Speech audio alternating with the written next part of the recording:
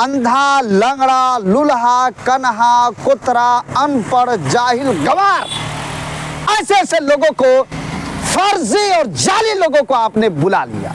ऐसे तो investigation, verification और जांच 15 से 20 साल तक होते रहेंगे, क्या फायदा। अरे जब आपको खैरात में नौकरी ही बांटनी थी, बहालियां करना था किसी दूसरे राज्य के लोगों को, फर्जी और जाहिल लोगों को, तो क्या जरूरत है बीपीएससी के बहाना लगाने की, क्या जरूरत है। बहाल कर लेते। प्रधानमंत्री का सपना आपका था, कर लिए पूरा ना। मालिक सब जानता है किसके दिल में, किसके दिमाग में क्या चल रहा है, सब जानता है। आपकी नीयत शुरू से खराब थी, नहीं तो प्रधानमंत्री की क्या बात है, आप राष्ट्रपति की कुर्सी तक जाते। ये हमारी नहीं, पूरे बिहार के लोगों की दुआ आपके साथ थी।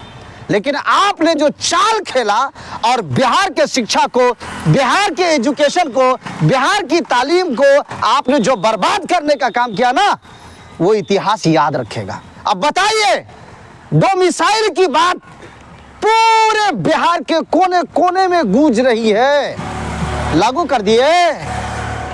और जब डोमिसाइल लागू नहीं हुआ तो भारत के 2800 राज्यों से जाली और फर्जी शिक्षक आके बहाल हो गए।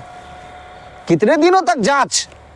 ये सवाल एक टीटी प्रदेश अध्यक्ष होने के नाते मैं नहीं कर रहा हूं, ये बिहार के आत्मा का सवाल है, बिहार के शिक्षा का सवाल है, बिहार के एजुकेशन का सवाल है, बिहार की तालीम का सवाल है, बिहार के युवाओं जनताओं का सवाल है, बिहार की इज्जत मान और मर्यादा का सवाल है। ये आप किन किन बातों का आप जवाब दे पाएंगे, याद रख लीजिएगा। आने वाले वक्त में इतने बुरे नाम से आप याद किए जाएंगे जिसका कोई जवाब नहीं है। डोमिसाइल की मांग, कौन सी बुरी मांग है साहब, इसमें क्या है, कौन सी बुरी मांग है, बता सकते हैं आप या आपके अधिकारी बता सकते हैं? 1 कैंडिडेट 1 रिजल्ट की मांग, ये कौन सी बुरी मांग है? डीवी यानी बहाली से पहले कागजों, सर्टिफिकेटों की जांच, वेरिफिकेशन पहले करा लिया जाए। क्यों? ताकि आपको तकलीफ और परेशानी नहीं हो, जाली और फर्जी शिक्षक बहाल ना हो, यही तो मांग है। और ये मांग आपके हित में है, बीपीएससी आयोग के हित में है, शिक्षा विभाग के हित में है, ये बिहार बोर्ड के हित में है और बिहार के एजुकेशन के हित में है। खास करके स्कूलों में जो पढ़ाई चल रही है बच्चों के हित में है, ताकि कोई गलत आदमी ना आ जाए। 100 चूहा खा के बिल्ली चली हज करने। मुख्यमंत्री नीतीश कुमार जी अपने हृदय से, अपने दिल से पूछिए और सवाल कीजिए आप कि क्या आपने बिहार को मजदूरों का खगान नहीं बना दिया? आपने बिहार के एजुकेशन को, बिहार के शिक्षा को, बिहार की तालीम को और बिहार के युवाओं की जिंदगी के साथ कितना बड़ा आपने खिलवाड़ किया है, ये आप अपने दिल से पूछिए। उसकी सबसे बड़ी वजह यह है कि 10 सालों से लोग इंतजार कर रहे थे शिक्षक बहाली को लेकर के, और जब बहाली की बात आई तो बीपीएससी लेकर के आ गए। बीपीएससी आयोग के अधिकारी ने प्रेस कॉन्फ्रेंस करके अपने आप को पाको पवित्र बताया था। खुल गया ना पोल कि पूरे बिहार में हर हफ्ते में, हर महीने में दर्जनों लोग पकड़ा रहे हैं। कहां से वो लोग आ रहे हैं, कहां से आ रहे हैं? पड़ा दिल जलो से तुम्हें कभी काम नहीं, जला के खाक न कर दूं तो मेरा नाम नहीं।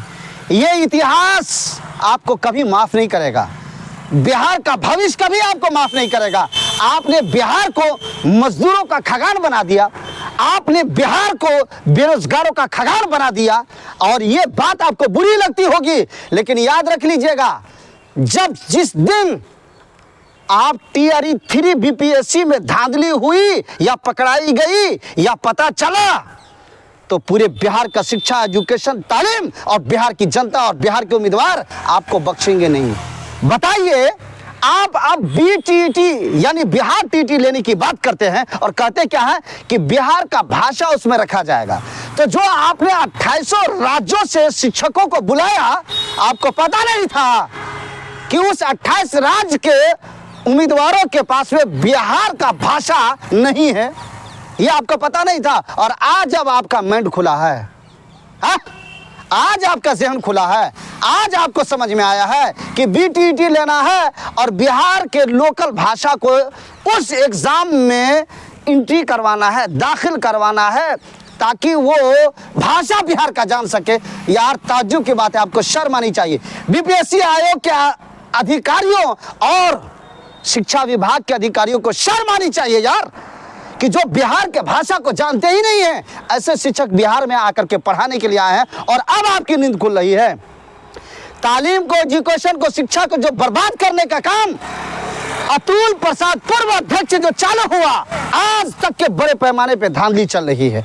अब आप मुझे बताएं, ये पूरे बिहार ये सवाल आपसे पूछ रहा है, बीपीएससी टीआरई 2 भाषा का सवाल ही नहीं।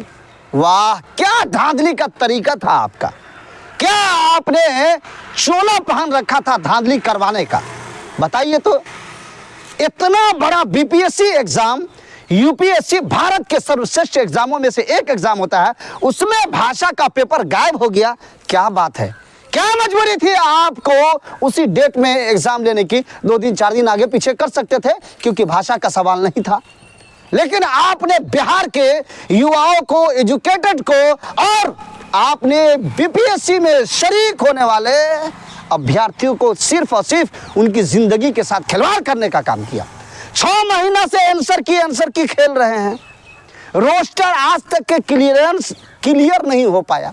सही जानकारी आज तक के कोई आदमी बता दे, मैं आपको दावे में कर रहा हूं कि कोई भी अभ्यर्थी या उम्मीदवार पूरे भारत के जो लोग बीपीएससी के एग्जाम में आए, वो बता सकते हैं कि बीपीएससी का रिजल्ट, टीआरई 3 का रिजल्ट कब आउट होगा? पता है? कुछ भी पता नहीं है। अंदर में क्या चल रहा है, क्या नहीं चल रहा है, किसी को कोई पता नहीं चल पा रहा है। काहे भाई, हो क्या रहा है, क्या मंशा है, बात क्या है, ये जानना चाहते हैं।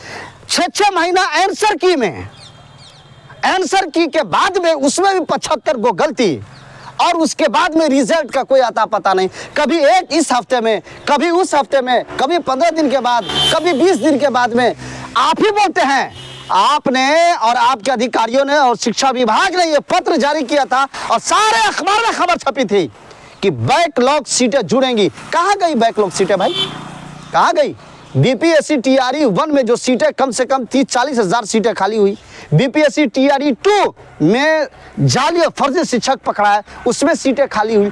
कहाँ है भाई वो सीटें? आप जोड़िएगा ना बीपीएससी टीआरई 3 में।